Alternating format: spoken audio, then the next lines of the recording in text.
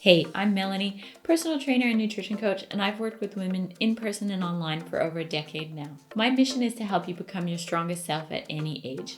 Today, I'll be showing you some of my favorite exercises to help you build a beautiful back. Because I mainly work with women over 40 throughout the video, I'll not only be giving you tips to make the exercises more effective, but also to help you do them safely and in a way that is more joint friendly. If you find this video helpful, please remember to give it a thumbs up and or leave a comment because that really helps my channel here on YouTube. And if you want some help with your training, head over to my website, femalefitnesssystems.com, and check out my programs there. So I'm not going to show you a warm-up today, but remember it's important that you always warm up well, especially when you're starting your workout out with a really heavy lift like I'm doing today. I start most of my back workouts with pull-ups because it's really important to do them when you're fresh and have energy because they are so hard. Now, what you're actually going to see here today is my second and third round of pull-ups because when I set up my camera, when I was filming the first round, I actually cut off my head and upper body in the video. That's the joys of filming yourself. So what you're seeing here today is my second and third attempt at them, and that's why they look really hard. Now, normally I get about 8 pull-ups on the first round when I'm having a good day, and then I get about 4 to 5 on subsequent rounds, which is what happened today. Now, one thing I wanted to talk about today is that it's really important to have long rests in between sets of pull-ups so that you recover enough to have the strength to do more. There's this mentality that a lot of women have that rests are a waste of time and that we should always have our heart rate up. But when you're trying to get stronger, the rest time is so important. It's a very, very, very key part of your workouts. You need to rest so that your body recovers so that you can have enough energy to be strong on subsequent rounds of whatever exercise you're doing, but especially something like pull-ups, which are really difficult. And so normally in my programs, I usually put about 90 seconds rest in between exercises that are really tough. But if you're trying to do something like pull-ups and doing more than one round of them, you can rest 2 minutes or even more. It's going to make a world of difference to you being able to do more on those subsequent rounds. And if you can't do pull-ups, that's perfectly fine. In my programs, there are always options you can do, like using an assisted pull-up machine or doing what's called inverted rows, which are an easier version of a pull-up on a squat rack or a Smith machine. And I'm actually going to show you those later in the video. One thing I wanted to talk about today is using lifting straps because these are going to make a huge difference to your training. They help with grip, which is why you're going to see that I use them all the time in my videos.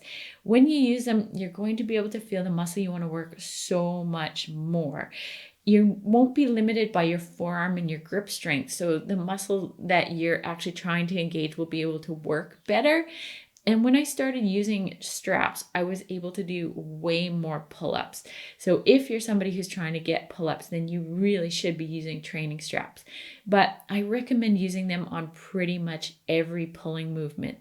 Because they help with grip, they're going to take pressure off your hands, your wrists, and your elbows, which is really important as we age. So many of us have wrist and elbow problems or even arthritis in our hands. And using something like training gloves will really help with that. But if you're advanced, the training straps are a game changer. So I can't recommend them enough. Now, after pull-ups, what I usually do is I move on to some version of a row because this is going to be the second hardest exercise I usually do in a back workout.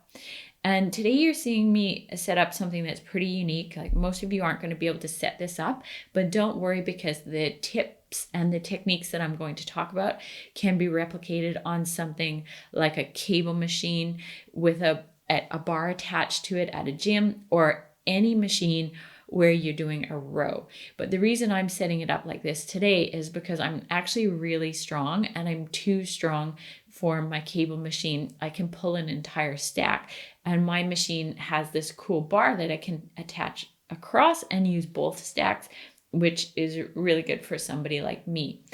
And what you're seeing here is I'm sitting on the floor and bracing my feet against my step platform because that's going to just help me be able to focus on pulling rather than sliding back and forth on the floor. And that's why when you're using a machine at a gym, there's always going to be some way to brace yourself. Now, when you're doing a row, the height at which you pull will influence the area of your back that you work. So what you're seeing here today is that I'm pulling towards my middle upper back and I've got kind of a wider grip. And so I'm going to be hitting my mid back as well as my rear delts a little bit more. This is also going to work my lower back. Really, this is going to work the whole back, but the height at which you row will make a difference as to what really gets targeted. So if you want to target your lower back, you could just pull lower and down more towards your belly button. Now, what you're going to see me doing today is moving my torso forward and back as I do the row. It's important that you know that I'm not using momentum at all when I do this. I'm engaging my back muscles a lot. And the reason I'm doing this is because there's something called stretch under tension, which is really important for muscle growth. And so I'm letting myself be pulled forward and really reaching forward, which is going to help get that stretch, which is going to help build muscle. This is a very advanced technique, and this isn't something I would recommend doing if you're a beginner or if you have any back problems. But if you're advanced, it's something you could play with and see how it feels, but be very careful and make sure that as you pull back in, no matter how you're doing the row, that you're always lifting your chest and reinforcing really good posture. This is important because obviously we're trying to always build good posture. So when you train, you should actually have good posture, and pay attention to that as the exercise gets hard, because it's really common to lose posture as it starts feeling tough. So the next exercise that I'm going to show you is a pullover. One of the reasons I love doing pullovers so much is that they're just more elbow friendly than most other back exercises. And if I do an entire back workout of rowing movements, my elbows are just shattered and just wrecked for training for a long time after that. And I know this is the case for so many other ladies I work with. So this is how I set up my programs too. At the most, we'll do a couple of rowing movements, and then we'll move on to other stuff like posture work or rear delt work. Now, what you're going to see here today is that I'm bending over a lot, like probably more than you've seen someone else do when performing this exercise. And again, that's because I'm working on getting that stretch when I'm doing the pull. And so as I let my arms come up and in front of me, I really let my back get a good stretch, and then very slowly transition and pull that cable back down.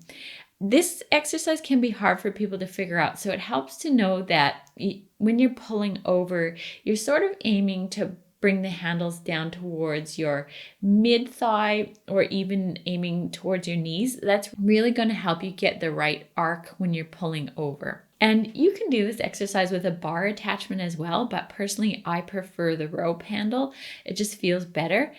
And if you don't have a cable, this can be done with a dumbbell lying on a bench. So at this point in the workout, I've done 3 exercises that are all very heavy, so I'm pretty fatigued.